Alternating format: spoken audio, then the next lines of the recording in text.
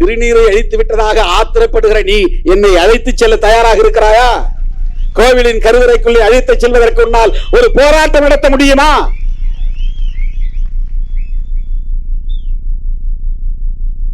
உன்னை சகோதரனாக ஏற்க அவனுக்கு முடியவில்லை. ஓட்டு போடுவதற்கு உன்னையும் என்னையும் முருக பக்தர் என்று சொல்லி மாய்மால அரசியலில் வீழ்த்த பார்க்கிறான்.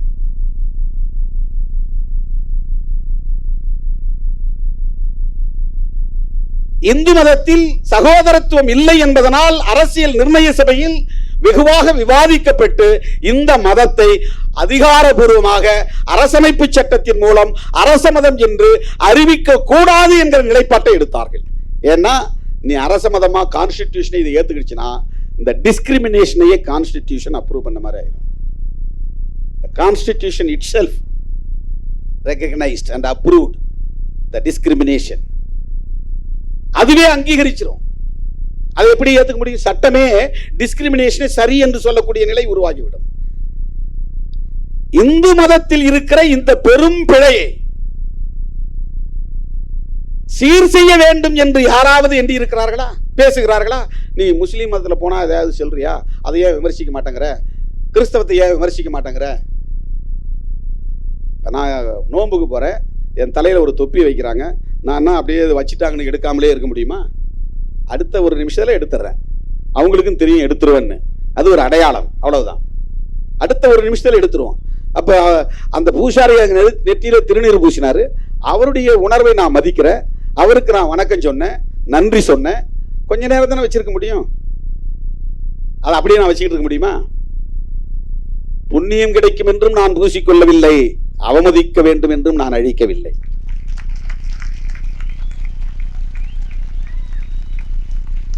இது அந்த அற்பர்களுக்கு தெரியாது. ஏனென்றால் அவர்களுக்கு அரசியல் தெரியாது.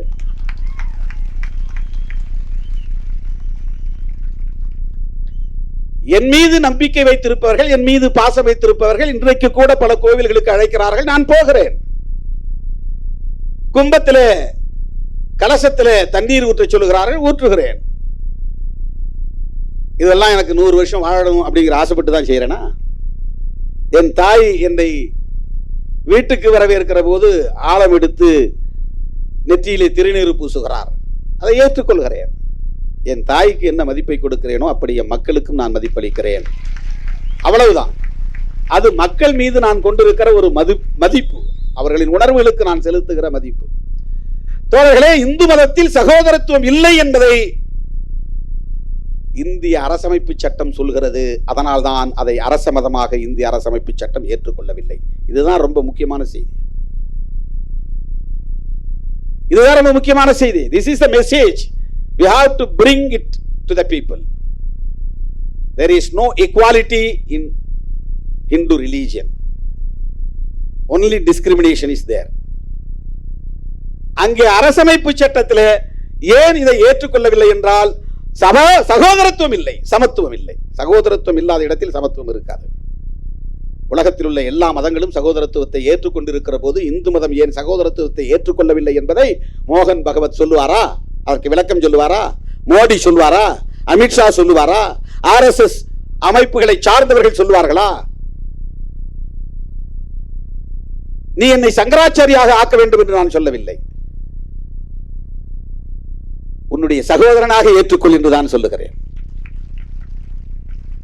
உன்னால் அது முடியாது. ஆனால் என்னை நீ இந்து என்று சொல்லி ஏய்க்க பார்க்கிறாய், முருக பக்தன் என்று சொல்லி ஏய்க்க பார்க்கிறாய். தமிழ்நாட்டிலே முருக பக்தர்கள் மட்டும்தான் இருக்கிறார்களா? அதை விட அதிகமாக ஐயப்ப பக்தர்கள் இருக்கிறார்கள். முருகன் கதையை சொன்னால் மணிக்கணக்கிலே பேச வேண்டியிருக்கும். எங்கள் மண் ஐவகை நிலம் கொண்ட தமிழ் மண். அதிலே குறிஞ்சி மண்ணின் தலைவன் தான் முருகன். குறிஞ்சி திணையின் தலைவன் தான் முருகன். அவன் எங்களைப் போல் பிறந்தான், எங்களைப் போல் வாழ்ந்தான், எம் மக்களை வழிநடத்தினான் என்பதுதான் எங்கள் இலக்கியம் சொல்லுகிறது, தமிழ் இலக்கியம் சொல்லுகிறது, சங்க இலக்கியம் சொல்லுகிறது. புராண கதைகளில் வரக்கூடிய பாத்திரம் அல்ல முருகன். பிறந்தான், வளர்ந்தான், வாழ்ந்தான், மக்களை ஆண்டான் என்கிற குறிப்புகளை கொண்ட இலக்கியங்களை நாங்கள் பெற்றிருக்கிறோம். அவனை சுப்பிரமணியன் ஆக்கிவிட்டார்கள். தோழர்களே, ஒரு உண்மையை நீங்கள் தெரிந்து கொள்ள வேண்டும். எந்த பிராமணரும் தன்னுடைய பிள்ளைக்கு முருகன் என்று பெயர் வைக்க மாட்டார்கள். முருக பக்தர்கள் நடத்துகிற RSS காரர்கள் இந்த கருத்துக்கு பதில் சொல்ல தயாரா? ஒரே ஒரு ஆளை அழைச்சிட்டு வந்து இவர் வந்து பை காஸ்ட் பிராமின், பட் இவருடைய நேம் வந்து முருகன் அப்படின்னு சொல்லுங்க. ஒருவேளை அப்படி வச்சா ஸ்கந்தன் வைப்பான். SKNDAN, ஸ்கந்தன் வடமொழியில. கந்தன்னா தமிழ், ஸ்கந்தன்னா சான்ஸ்கிரிட். வட இந்தியாவில் இந்த கருத்து அங்கே போயிருக்கு. அங்க அவனுக்கு என்ன பேர்னா சுப்பிரமணியன், சுப்பிராமணியன். பிராமணர் இல்ல, பிரம்மண்யன். அதாவது பிரம்மன்கிற கடவுளுக்கு அவர் உடன்பாடானவர் அல்லது உறவானவர், ஏதோ ஒரு வகையில் அவங்களுடைய ஐடியாலஜிக்கல் படி, மித்தாலஜி படி. அவர்கள் சொல்லுகிற முருகன் அல்லது சுப்பிரமணியன் நம்முடைய கதையோடு பொருந்தாதவர். அந்த சுப்பிரமணியன் குறிஞ்சித்திணையின் தலைவர் அல்ல. நம்முடைய முருகன் குறிஞ்சித்திணையின் தலைவர். அது எங்க சங்க இலக்கியங்களில் இருக்கிறது. சங்க இலக்கியத்தில் இருக்கிற முருகன் தமிழ்நாட்டில் மட்டும்தான் அறுபடை வீடு. வேற எந்த மாநிலத்தில் அறுபடை வீடு இருக்கிறது சொல்லுங்க. அதனால்தான் நான் ஒரு கேள்வி எழுப்பினேன், அதை சிலரால் பொறுத்துக் கொள்ள முடியவில்லை. முருகன் தமிழ் கடவுள்னா அவங்க அப்பா சிவனும் தமிழ் கடவுளாக தானே இருக்க முடியும். முருகன் தமிழ் கடவுள்னா சிவன் தமிழனா இருந்தா பார்வதி தமிழச்சியாக தான் இருக்க முடியும். இப்ப இவங்க ரெண்டு பேரும் கைலாய மலையில் இருக்கிறாங்கன்னா கைலாயம் தமிழர்களின் தேசம் தானே. அப்ப ஒட்டுமொத்த இந்தியாவும் தமிழர்களின் தேசம் தானே. எங்கள் தமிழன் சிவபெருமான் கைலாயத்தில் குடியிருக்கிறான் என்றால் கைலாய மலையும் தமிழனுக்கு சொந்தம். கைலாய மலை இமயம் முதல் கன்னியாகுமரி வரையில் தமிழன் வாழ்ந்தான் என்பதற்கு சிவபெருமானே ஒரு சான்று. அந்த கதைப்படி பார்த்தார். சிவன் தமிழன், பார்வதி தமிழச்சி அப்படின்னா கணபதி கணேசனும் தமிழனா தானே இருக்க முடியும். ஏன் கணேசனை தமிழ் கடவுள் நீங்க யாரும் சொல்றது இல்ல? இதெல்லாம் லாஜிக்கா கேட்டா அவனுக்கு கோபம் வருது. எங்களை மட்டும் ஏன் அசிங்கப்படுத்துறான்டா? இந்த கதைகள்லாம் வேறு மதத்தில் இல்லையே. இந்த மாதிரி புராண கதையாடல்கள் வேறு மதங்கள்ல இருந்தா சொல்லுங்க, நம்ம பேசுவோம். இந்த மாதிரி கதையாடல்கள் இல்லை. இப்ப எங்களுடைய அடையாளங்களையும் வரலாறையும் நீங்கள் திருடிக்கொண்டு அதற்கு புதிய புதிய அடையாளங்களை தந்து புதிய புதிய விளக்கங்களை தந்து எங்களை ஏய்த்து பாகுபடுத்தி பிளவுபடுத்தி சிதறடித்து சிதைத்துக் கொண்டிருப்பதை அம்பேத்கரின் பிள்ளையாக இருந்து கொண்டு எப்படி வேடிக்கை பார்க்க முடியும்? பெரியாரின் பிள்ளையாக இருந்து கொண்டு எப்படி வேடிக்கை பார்க்க முடியும்? நாங்கள் இயக்கம் கண்டிருப்பது நாடாளுமன்றத்திற்கு சட்டமன்றத்திற்கு சீட்டு பேசுவதற்காக அல்ல, பேரம் பேசுவதற்காக அல்ல. நான் திடீர்னு தேர்தல் பாதையை வேண்டான்னு சொன்னாலும் சொல்லிடுவேன் என்னைக்காக ஒரு நாள். அந்த நிலைப்பாட்டை ஏற்றுக்கொண்டு என்னோடு வரக்கூடியவங்க வாங்கன்னு நான் பாட்டு போயிட்டே இருப்பேன். இவனுங்க நம்மளை சராசரியா எடை போடுறானுங்க.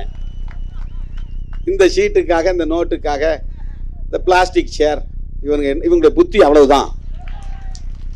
நான் தரையில உட்கார்ந்து இருந்தாலும் பிளாஸ்டிக் சேர்ல உட்கார்ந்து இருந்தாலும் சோஃபால இருந்தாலும் எல்லாம் ஒண்ணுன்னு நினைக்கிறவன். அது ஒரு பெரிய விஷயமே கிடையாது. சோஃபால உட்கார்ந்து இருந்தா தான் பெரிய கெத்து, தரையில உட்கார்ந்து இருந்தா சாதாரணம் அப்படிலாம் ஒன்றும் கிடையாது. ஏன்னா அவனுக்கு அப்படி ஒரு மதிப்பீடு வச்சிருக்கிறான். எனக்கு அந்த மதிப்பீடுகள் கிடையாது.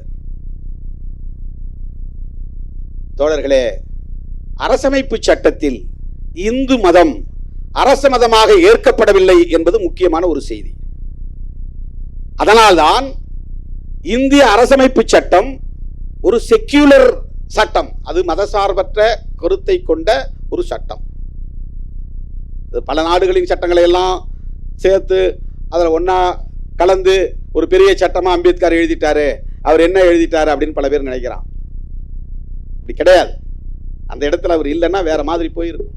இந்த நாட்டினுடைய தலையெழுத்து, தலையெழுத்துனா தலையாய எழுத்து, தலையாய எழுத்துன்னா அரசமைப்பு சட்டம் தான் தலையெழுத்து. அதுதான் தலையாய எழுத்து, அதுதான் பிரைமரி ஆக்ட், அதுதான் உண்மையான தலையெழுத்து. இந்த தலையில கபாலத்தில் எழுதுற எழுத்து இல்ல. தலையெழுத்துனா தலையாய எழுத்து, பிரைமரி ஆக்ட். நீ எத்தனை சட்டம் வேணாலும் கொண்டு வரலாம், அந்த சட்டத்தினுடைய பேசிக் ஃபேக்டர்ஸ், அடிப்படை கூறுகளில் கை வைக்க கூடாது. ஆனால் பிஜேபி ஆட்சிக்கு வந்த 11 ஆண்டுகளாக அவர்கள் செய்கிற முக்கியமான வேலையே அரசமைப்பு சட்டத்தின் அடிப்படை கூறுகளில் கை வைப்பதுதான். எப்படி இதை வேடிக்கை பார்த்துக் கொண்டிருக்க முடியும்? அரசமைப்பு சட்டத்திற்கே ஆப்பு வைக்கிற வேலையை செய்து கொண்டிருக்கிறார்கள். அம்பேத்கர் ஜெயந்தி கொண்டாடுவார்கள், அம்பேத்கருக்கு சிலை எழுப்புவார்கள், அவர் காலடியை தொட்டு வணங்குவார்கள். ஆனால் அவரால் வகுத்தளிக்க பெற்ற அரசமைப்பு சட்டத்தை காலி செய்து கொண்டிருக்கிறார்கள், நீர்த்து போக செய்து கொண்டிருக்கிறார்கள். இதை புரிந்து கொள்ள வேண்டுமானால் உனக்கு அம்பேத்கர் கண்ணாடி வேண்டும், பெரியார் கண்ணாடி வேண்டும். பெரியார் அம்பேத்கரையே ஒரு இடத்துல விமர்சிக்கிறார். அம்பேத்கர் இறந்தபோது பெரியார் சொன்னதாக ஒரு தகவல் என்னன்னா, புத்தர், இயேசு, நபி போன்றவர்களின் வரிசையில் வைத்து வணங்குவதற்குரியவர் அம்பேத்கர் என்று பெரியார் பெருமிதம் பொங்கச் சொன்னார் என்று தகவல். அந்த வரிசையில் அம்பேத்கரை வைக்கிற அளவுக்கு அம்பேத்கர் மேல பெரியாருக்கு ஒரு மரியாதை இருந்துச்சு. அந்த பெரியார் அம்பேத்கர் எழுதிய அரசமைப்பு சட்டத்தை கொளுத்துவோம் என்று சொல்ல நேர்ந்தது. அந்த போராட்டமே நடத்தினார். ஏன் நடத்தினார்னா அம்பேத்கர் மேல இருந்த வெறுப்பு இல்லை. ரெண்டு பேரும் அவ்வளவு திக்கஸ்ட் ஃப்ரெண்ட்ஸுங்க. தமிழ்நாட்டுக்கு வந்தா பெரியாரை கட்டாயம் அம்பேத்கர் சந்திப்பார். அம்பேத்கர் விடுத்த அழைப்பை ஏற்று பெரியார் இங்கிருந்து கிளம்பி மியான்மர் போனார், பர்மாவுக்கு போனார். அன்னைக்கு அம்பேத்கர் விடுத்த அழைப்பை ஏற்று, வாங்க நான் இது மாதிரி அவர் பர்மாவுக்கு போற ஒரு புத்திஸ்ட் கான்ஃபரன்ஸ், நீங்களும் அதில் வந்து கலந்துக்கணும். இங்கிருந்து புறப்பட்டு போனார். அவரோட ராஜாராம் போனார். அன்றைய சபாநாயகர் ராஜாராம் பெரியாருக்கு துணையாக இருந்தவர். அவரோட போனார். அங்க போய் ரெண்டு பேரும் சந்தித்துக் கொண்டார்கள். அந்த அளவுக்கு திக்கஸ்ட் ஃப்ரெண்ட்ஸ். பெரியார் என்ன சொன்னார்னா, அரசமைப்பு சட்டம் எல்லா மதங்களுக்கும் சுதந்திரம் தருகிறது, அவர்களின் கருத்தை நம்பிக்கையை பரப்புவதற்கு உரிமை தருகிறது. அப்படி தருவதன் மூலம் இந்து மதத்திற்கும் அந்த சுதந்திரம், அந்த உரிமை கிடைக்கிறது. எனவே அவர்கள் திரும்ப திரும்ப மூட நம்பிக்கைகளை பரப்புவதற்கு அரசமைப்பு சட்டமே இடம் கொடுக்கிறது. அந்த பிரிவை நான் கொளுத்துகிறேன். எவ்வளவு நுட்பமாக இருக்கிறார் பாருங்கள். பெரியார் அம்பேத்கரை போல பல்கலைக்கழகங்களில் சென்று படித்தவர் அல்ல. அரசமைப்பு சட்டத்தில் ஒவ்வொரு ஆர்டிக்கிள், ஒவ்வொரு உறுப்பும் என்ன சொல்லுகிறது என்பதை பார்க்கிற போது அந்த அரசமைப்பு சட்டம் ஒவ்வொரு மதத்திற்கும் சுதந்திரம் தருகிறது. நீ வந்து பிரச்சாரம் பண்ணிக்கலாம், உன் கருத்தை பரப்பிக்கலாம், நீ எப்படி வேணாலும் நம்பலாம், எந்த பிலீஃபும் உனக்கு இருக்கலாம். அதை இந்த கான்ஸ்டிடியூஷன் அனுமதிக்கிறது. அதுதான் கான்ஸ்டிடியூஷன்ல இருக்கிற முக்கியமான ஒரு செய்தி. அதை எதிர்த்து பெரியார் போர்க்குரல் எழுப்புகிறார். அதற்காக அரசமைப்பு சட்டத்தை கொளுத்துகிற போராட்டத்தை நடத்தினார். அம்பேத்கர் மனுஸ்மிருதியை எரித்தார். மனுஸ்மிருதிக்கு ஆல்டர்னேட் தான் கான்ஸ்டிடியூஷன் ஆஃப் இந்தியா. அன்னைக்கு உருவான மனுஸ்மிருதி தான் இன்னைக்கு இருக்கிற இந்தியாவை உருவாக்கி இருக்கு. இப்ப நாம பார்க்கிற discriminatory India which is made by Manusmriti. மனுஸ்மிருதியால் உருவாக்கப்பட்ட இந்தியா தான் நாம் இருக்கிற இந்தியா. அதை தகர்ப்பதற்காக புரட்சியாளர் அம்பேத்கரால் உருவாக்கப்பட்டதுதான் அரசமைப்பு சட்டம். அதை ரீப்ளேஸ் பண்ணு. மனுஸ்மிருதிக்கு பதிலா அன்னைக்கு கோட் ஆஃப் மனு என்பவர் எழுதிய சட்டம் இந்தியாவை இப்படிப்பட்ட நிலைமைக்கு ஆளாக்கியது. நான் எழுதுகிற சட்டம் புதிய இந்தியாவை உருவாக்கும், மாடர்ன் இந்தியா. அந்த புதிய இந்தியாவிலே பாகுபாடு இல்லாமல் இருக்க வேண்டுமானால் இந்து மதம் அரசமைப்பு சட்டமாக இருக்க முடியாது. ஆகவே இந்த சட்டம் செக்யூலர், அதுதான் ரொம்ப முக்கியமானது. இதுதான் அவர்களுக்கு கண்ணை உறுத்துகிறது. கண்ணிலே விழுந்த தூசி போல உறுத்தி கொண்டிருக்கிறது. இந்த சட்டத்தை நேரடியாக தூக்கி எறிய முடியவில்லை. புரட்சியாளர் அம்பேத்கர் அவர்களை நேரடியாக விமர்சிக்க முடியவில்லை. புரட்சியாளர் அம்பேத்கருக்கு எதிரான அரசியலை பேச முடியவில்லை. முஸ்லிம்களும் கிறிஸ்தவர்களும் இந்த ஏழை எளிய தலித் மக்களை ஏமாற்றி மதமாற்றம் செய்கிறார்கள் என்று சொல்லுகிறார்கள். எப்படி ஒருத்தனை ஏமாற்றி மதம் மாற்ற முடியும்? இந்த வன்கொடுமைகளை தாங்கிக் கொள்ள முடியாதவர்கள் அவர்களாக போய் மதம் மாறினார்கள். இந்தியாவுக்குள்ளே இருக்கிற முஸ்லிம்கள் எல்லாம் ஒரு காலத்தில் இப்படிப்பட்ட வன்கொடுமைகளுக்கு ஆளான முன்னோரின் வாரிசுகள். வெவ்வேறு சாதியில் இருந்திருக்கலாம். இங்க பிசின்னு இருக்கிறது அவர் சொன்ன மாதிரி, மிஸ்டர் டாக்டர் KS சலம் அவர்கள் சொன்ன மாதிரி, இங்க பிசின்னு சொல்றோம், இன்னொரு ஸ்டேட்ல ஷெட்யூல் காஸ்ட். அடிப்படையில் எல்லாம் டிராவிடியன்ஸ், அவன் பார்வையில் எல்லாம் சூத்ராஸ். ஆகவே அவங்களுக்கு கொடுமைகள் இருந்தது. சாதி கொடுமை என்பது SC STக்கு மட்டுமே எதிரானது அல்ல, ஒவ்வொரு சாதிக்கும் எதிரானதுதான் சாதிய கட்டமைப்பு. சாதி ஒழிப்பு என்பது SC ST மக்களுக்கான கோரிக்கை அல்ல, சகோதரத்துவத்தை விரும்புகிற ஒவ்வொருவரின் கோரிக்கை அது. ஜனநாயகத்தை மதிக்கிற ஒவ்வொருவரின் கோரிக்கை அது. சமத்துவத்தை விரும்புகிற ஒவ்வொருவரின் கோரிக்கை. அதனால்தான் தன்னியல்பா அண்ணன் சத்யராஜ் இங்க சொன்னாரு, சாதி ஒழிப்பே தமிழ் தேசியம். நான் 1990களில் எழுதின பல முழக்கங்கள்ல இது ஒண்ணு, சாதி ஒழிப்பே மக்கள் விடுதலை. அதன் பிறகு துண்டறிக்கைகளில் சாதி ஒழிப்பே தமிழ் தேச மக்கள் விடுதலை அப்படின்னு அடிச்சிருப்பேன். அதெல்லாம் பழைய துண்டறிக்கைகளை பார்த்தீங்கன்னா தெரியும். இதெல்லாம் 90, 91, 92 அப்போல்லாம் நீங்கள் யாரும் இங்கே இருக்கிறவங்க கட்சி வந்திருக்க மாட்டாங்க, ஒரு சில பேரை தவிர. மதுரையிலிருந்து வந்த தோழர்களுக்கு தெரியும், துண்டறிக்கைகள் எடுத்து பார்த்தா தெரியும். சாதி ஒழிப்பே மக்கள் விடுதலை, இதுதான் நம்முடைய இந்த இயக்கத்தை நான் தொடங்கிய போது, தேர்தல் அரசியலில் ஈடுபடாத போது நான் முன்வைத்த முதல் முழக்கமே இதுதான். இன்னைக்கு தன்னியல்பா அண்ணா அதை பேசுறாருன்னா அவரு இடதுசாரி சிந்தனையாளராக இருக்கிறார், பெரியாரியவாதியாக இருக்கிறார். அதனால் அவருக்கு தன்னியல்பாக இது வருகிறது. இங்க தமிழ் தேசியம் பேசுகிறவர்கள் யாராவது சாதி ஒழிப்பை பற்றி பேசுகிறார்களா? அதை விட பெரிய அபத்தம் என்னவென்றால், பெரியாரை எதிர்த்து தமிழ் தேசியம் கட்டுகிறார்கள். தமிழ் தேசியத்தின் உண்மையான எதிரி யார் என்பதை கூட உங்களால் அடையாளம் காண முடியவில்லை என்கிற போது நீங்கள் எப்படி தமிழ் தேசியத்திற்கு ஆதரவான சக்தியாக இருக்க முடியும்? இது பெரிய முக்கியமான ஒரு செய்தி. இது தமிழ் தேசியம் பேசுகிறார்கள், போலி தமிழ் தேசியத்தை பேசுகிறார்கள். உள்ளபடியே தமிழ் தேசியத்தின் எதிரி எதுவாக இருக்க முடியும் என்றால் இந்திய தேசியமாகத்தான் இருக்க முடியும். தெலுங்கன் எப்படி தமிழ் தேசியத்திற்கு எதிராக இருக்க முடியும்? கன்னடன் எப்படி தமிழ் தேசியத்திற்கு எதிராக இருக்க முடியும்? அவனவன் தேசியத்தை அவனவன் கட்டியமைக்க வேண்டும். ஒவ்வொரு தேசிய இனமும் ஒருங்கிணைந்து ஐக்கிய முன்னணியை கட்டி எழுப்ப வேண்டும். வலிந்து இந்திய தேசியத்தை அவர்கள் உருவாக்குகிறார்கள்.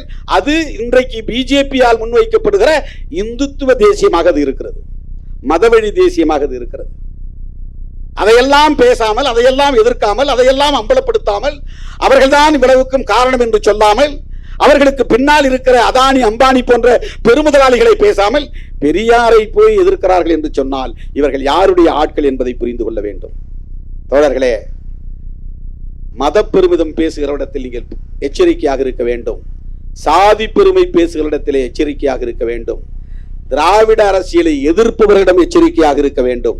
அதிலும் குறிப்பாக பெரியாரை விமர்சிப்பவர்களிடம் எச்சரிக்கையாக இருக்க வேண்டும். இது ஒரு மெசேஜ் நான் சொல்றேன், ரொம்ப முக்கியமான செய்தி இது. எல்லோரும் இங்கே குழப்பிக் கொண்டிருக்கிறார்கள். கருத்தியல் அடிப்படையில் நமக்கு ஒரு தெளிவு தேவை, நமக்கு ஒரு தொலைநோக்கு பார்வை தேவை.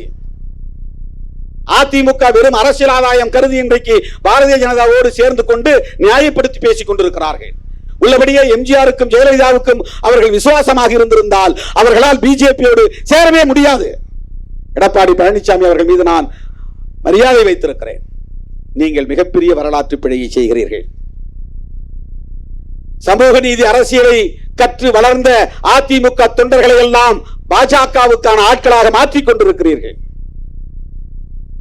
சங்க பரிவாரங்களுக்கு தொண்டு செய்யக்கூடிய தொண்டர்களாக மாற்றிக் கொண்டிருக்கிறீர்கள்.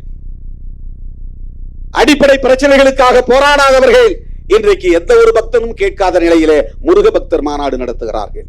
அவர்கள் உண்மையிலேயே முருக பக்தர்கள் அல்ல, மோடி பக்தர்கள்.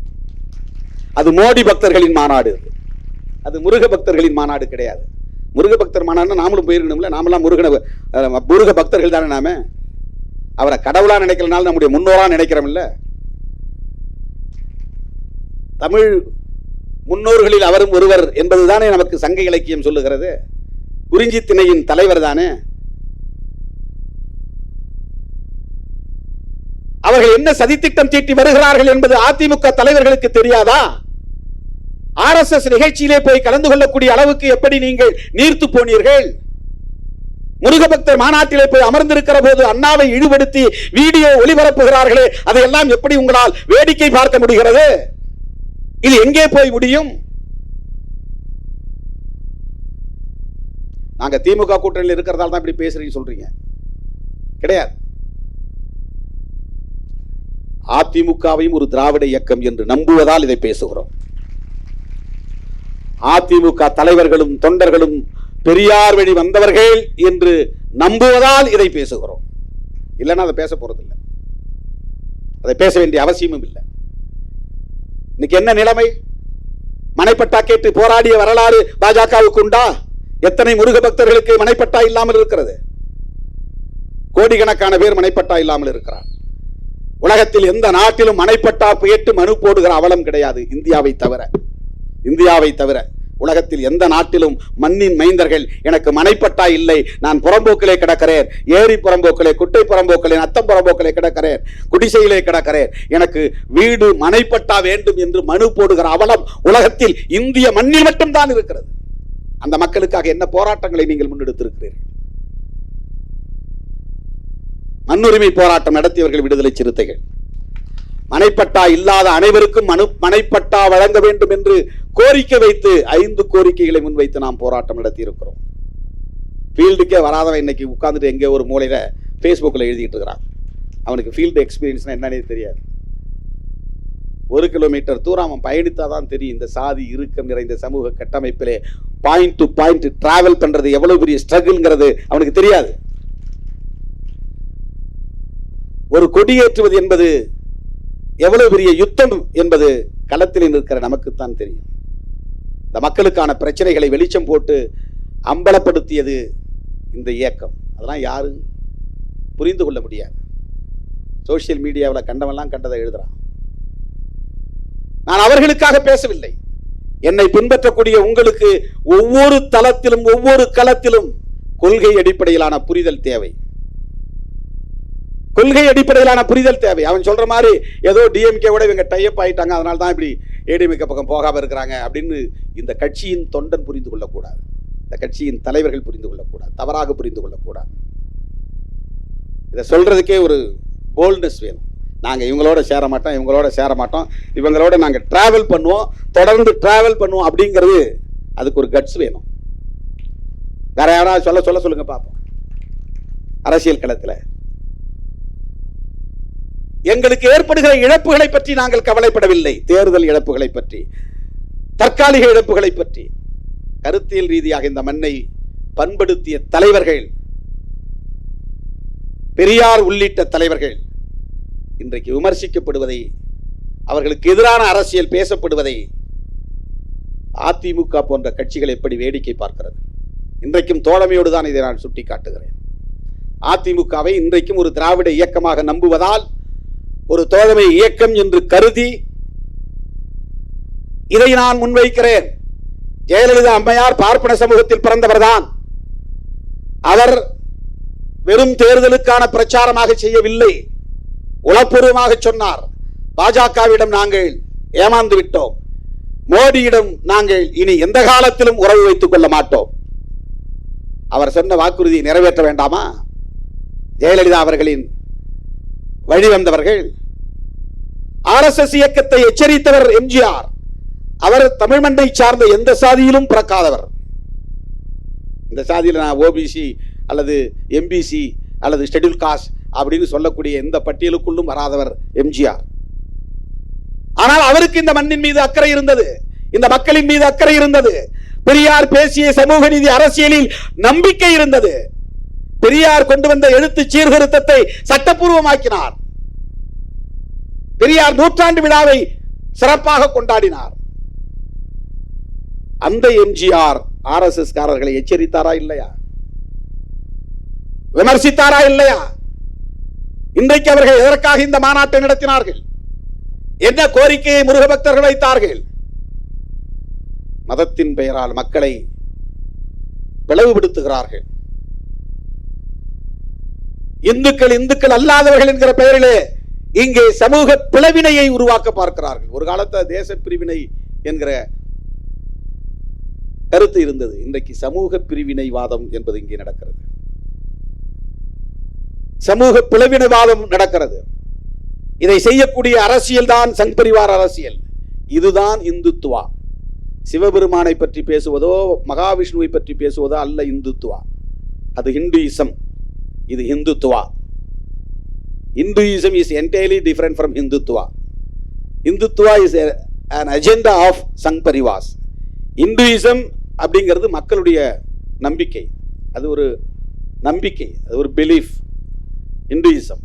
இந்துத்துவா என்பது சங் பரிவார்களின் செயல் திட்டம். அது அதுல ஒன்று கான்ஸ்டிடியூஷனை தூக்கி எறிவது, ஸ்டேட் ரிலீஜனை டிக்ளேர் செய்வது, இந்தியா அல்லது பாரத் என்கிற பெயரை மாற்றி இந்துஸ்தான் அல்லது இந்து ராஷ்டிரா என்று டிக்ளேர் செய்வது. இதெல்லாம் நடந்தா என்ன ஆகும்? 2000 வருஷங்களுக்கு பின்னால் மீண்டும் இந்தியா போகும். 2000 வருஷங்களுக்கு முன்னால் எப்படி இந்தியா இருந்ததோ அப்படித்தான் இந்தியா போகும். அதை தடுக்க வேண்டிய தேவை இருப்பதனால் சங் பரிவாரிடம் எச்சரிக்கையாக இருங்கள் என்று சொல்லுகிறோம். அதனால்தான் அந்த கருத்துள்ள இடதுசாரி சக்திகளோடு நாம் கைகோர்த்து நிற்கிறோம். திமுக உள்ளிட்ட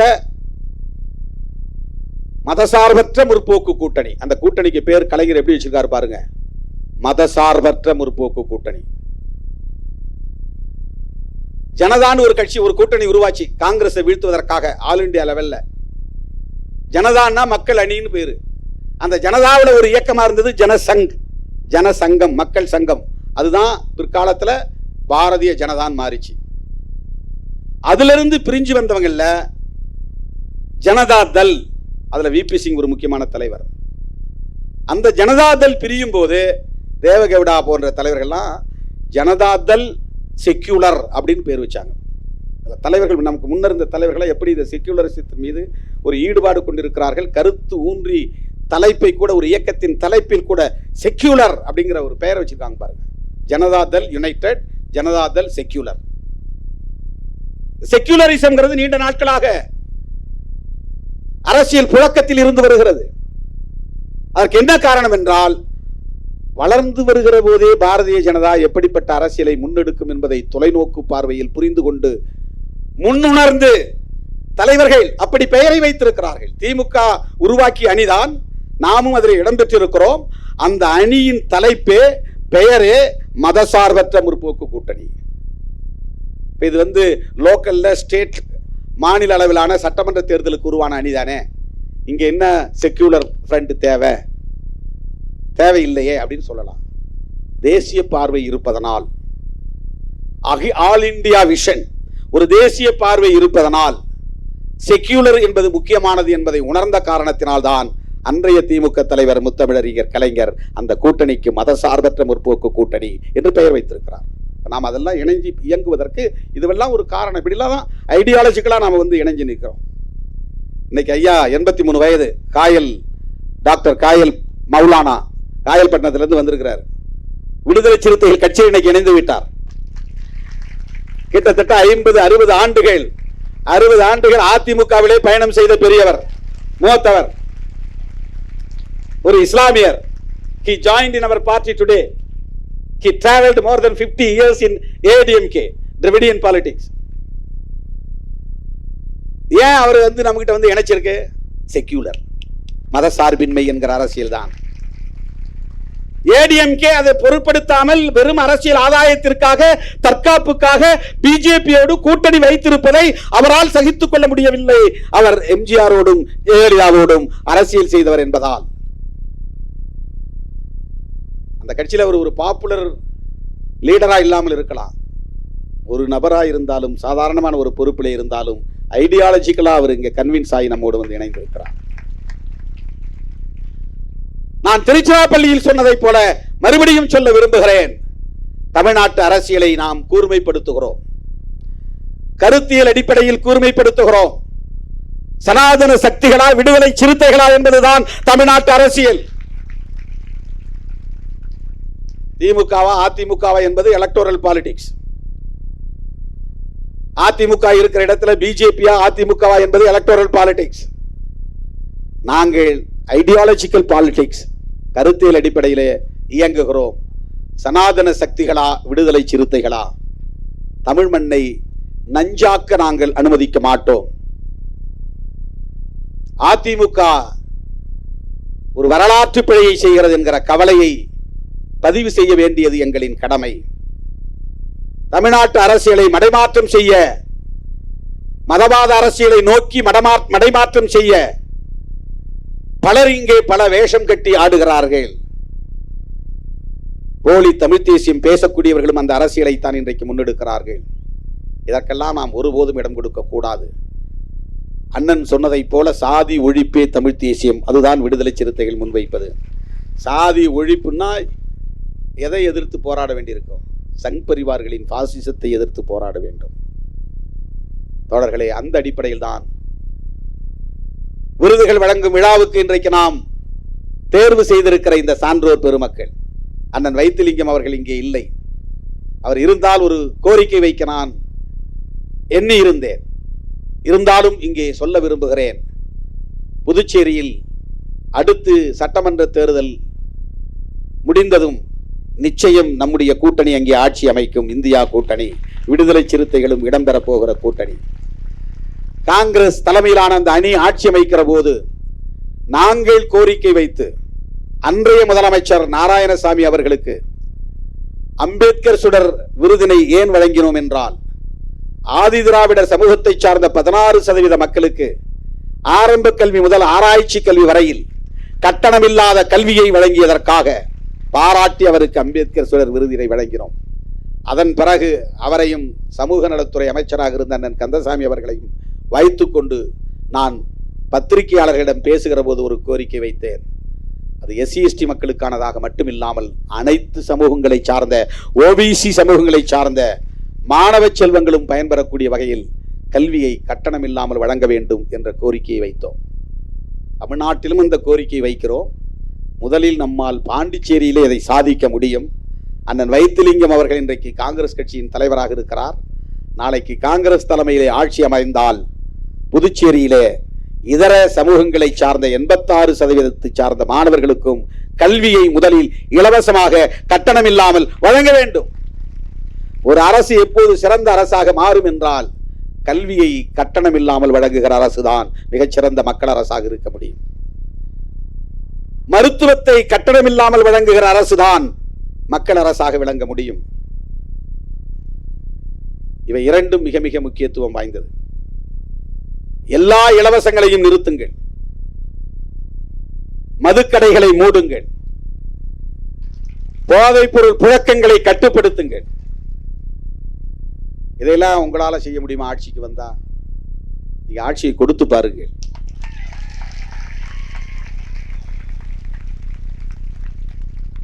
மற்றவங்க மாதிரி 400 அப்படின்னு நாங்க பேச வரல. சார் என்னையை ஏத்துங்க, 400 அப்படிதான். சார் என்னையை ஏத்துங்க, 400 அப்படிதான். ஏன்னா சொல்றது எல்லாருக்கும் எளிது, செய்ய முடியுமான்னு ஒரு கேள்வி வரும்.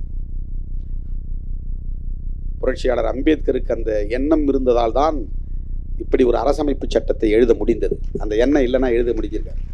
இதே SC சமூகத்திலே இன்னொரு ஆள் யார் கையிலையாவது இது கிடைச்சிருந்து, ஒரு பெரிய ஸ்காலர் கையில் கிடைச்சிருந்தா அவர் இப்படி ஒரு அரசமைப்பு சட்டத்தை மதசார்பற்ற அரசு என்கிற ஒரு நிலையை ஏற்றிருப்பாரா, செய்திருப்பாரா என்பது கேள்விக்குறிதான். இந்த சமூகத்தில் எத்தனை பேர் நாங்கள்லாம் அப்படி பிறந்தவங்க இப்படி பிறந்தவங்க, எங்களுக்கு அம்பேத்கர் தலைவர் இல்லைன்னு சொல்றவங்களாம் இருக்கிறான். சிவபெருமான் வர்க்கத்தை சார்ந்தவர்கள் நாங்க. ஏன்னா அவர் சுடலையாண்டின்னு கூப்பிடுறாங்க.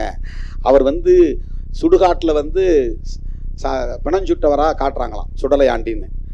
அதனால இவனும் தன்னை பிணஞ்சுடுறவன் நினைச்சுக்கிட்டு எங்க சாதிங்கிறான். ஏதோ ஒரு காரணம் சொல்றான்.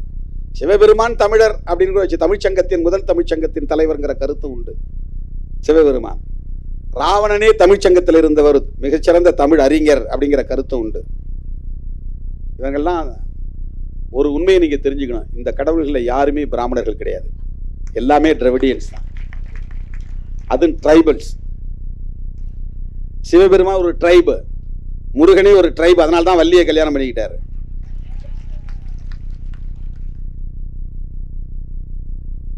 குறவர்னா குறுகி போன சமூகம்னு அர்த்தம். குறுந்தொகைங்கிறோம் இல்லையா, குறுகி போனவர்கள்னு அர்த்தம். பெரிய விரிந்த ஒரு சமூகமா தமிழ் சமூகமா இருந்தவங்க மெல்ல மெல்ல மெல்ல மெல்ல மெல்ல அவங்க ஒரு அடையாளத்தில் குறுகி போனவங்க குறவர். அந்த சமூகத்தின் தலைவன் அப்படிங்கிறதுனால தான் குறிஞ்சி தலைவன். யாரு குறிஞ்சி தலைவன்? யாரு? முருகன் அப்படின்னா அழகன் அர்த்தம், வேற ஒன்றும் கிடையாது. முருகன்னா அழகு, முருகன் என்றால் அழகன் என்று பொருள். பிராமணர் சமூகத்தில் ஒரே ஒரு கடவுள் கூட கிடையாது. அந்த காலத்துல வேதிக் மதத்தில் இருந்துச்சா என்ன நமக்கு தெரியல. இவங்க யாரும் கிருஷ்ணன் கூட அவங்க கடவுள்னு கிளைம் பண்ண முடியாது. பரசுராமரை தான் பிராமணர்ன்றாங்க. அவர் ஒரு ரிஷி. அவருக்கு எங்கேயும் கோயில் இருக்கிறதா நமக்கு தெரியல. பிரம்மனுக்கு கூட பெருசா எங்கேயும் கோயில் இருக்கிற மாதிரி தெரியல. சிவனுக்கு இருக்கும், திருமாலுக்கு இருக்கும், அப்புறம் முருகனுக்கு இருக்கும், விநாயகருக்கு இருக்கும். இவங்க எல்லாமே நான் பிராமின்ஸ் தான். நம்ம அதுக்குள்ள போக வேண்டாம், அது அல்ல நம்முடைய நோக்கம். மதச்சார்பின்மை என்கிற கருத்தின் அடிப்படையில் தான் இந்திய அரசியல் கூர்மைப்பட்டு வருகிறது. நாம் எந்த பக்கம்? அப்படி பார்க்கிற போது அதிமுக இன்றைக்கு பாஜக பக்கம் நிற்பது சரியா? இது தமிழ்நாட்டு அரசியலுக்காக பேசவில்லை, திமுக அணியில் இருப்பதால் பேசவில்லை, திமுக கூட்டணியின் வெற்றிக்காக பேசவில்லை, இந்த தேசத்தின் பாதுகாப்புக்காக பேசுகிறோம். சங் பரிவார் கும்பலிடமிருந்து கருத்தியல் அடிப்படையிலே இடதுசாரிகள் அணிதிரண்டு இந்த தேசத்தையும் மக்களையும் காப்பாற்ற வேண்டும் என்பதற்காக பேசுகிறோம். அந்த அடிப்படையிலே வைத்திலிங்கம் அவர்களுக்கு நான் விடுக்கிற அந்த வேண்டுகோள், பாண்டிச்சேரியிலே கட்டணமில்லாத கல்வியை வழங்க நீங்கள் முன்வர வேண்டும். அது தமிழ்நாட்டிலும் ஒரு தாக்கத்தை ஏற்படுத்தும். தமிழ்நாட்டில் பின்னால் ஆரம்ப கல்வி முதல் ஆராய்ச்சி கல்வி வரை கட்டணமில்லாமல் வழங்குவதற்கு தமிழ்நாடு அரசும் முன்வர வேண்டும். இதுதான் எங்களுடைய கோரிக்கை. கோரிக்கை வைக்கக்கூடியவர்களாகவே நீண்ட காலம் இருக்கப் போவதில்லை. மக்கள் எங்களை ஏற்றுக்கொள்ளுகிற காலம் வரும். அதிகாரத்தை நீங்களும் எடுத்து ஆண்டு பாருங்கள் என்று சொல்லுகிற காலம் கனியும். இதெல்லாம் நம்பிக்கைக்காக நான் சொல்லவில்லை. எனக்கும் குறி சொல்ல தெரியும்.